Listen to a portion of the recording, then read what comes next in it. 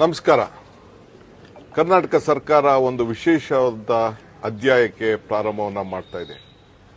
ಇಡೀ ರಾಜ್ಯದ ಪ್ರತಿಯೊಂದು ಮನೆಗೂ ಹೋಗಿ ಹಿಂದುಳಿದ ವರ್ಗದ ಆಯೋಗದ ಪ್ರತಿನಿಧಿಯಾಗಿ ಸಮೀಕ್ಷೆಯನ್ನು ನಡೆಸ್ತಾ ಇದೆ. ಸಾಮಾಜಿಕವಾಗಿ, ಆರ್ಥಿಕವಾಗಿ, ಶೈಕ್ಷಣಿಕವಾಗಿ ಈ ಸಮೀಕ್ಷೆ ಕಾರ್ಯವನ್ನು ಕೈಗೊಂಡಿದ್ದೇವೆ.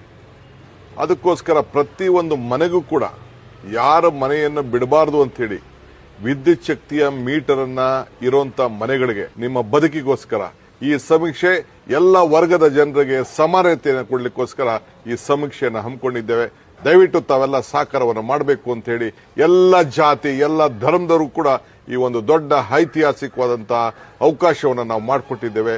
ಇದು ನಿಮ್ಮ ಭವಿಷ್ಯಕ್ಕೋಸ್ಕರ, ಕರ್ನಾಟಕ ರಾಜ್ಯದ ಭವಿಷ್ಯಕ್ಕೋಸ್ಕರ ತಾವೆಲ್ಲ ಪಾಲ್ಗೊಳ್ಳಬೇಕು ಅಂತ ಹೇಳಿ ನಾನು ಪ್ರಾರ್ಥನೆ ಮಾಡ್ತಾ ಇದ್ದೇನೆ. ನಮಸ್ಕಾರ.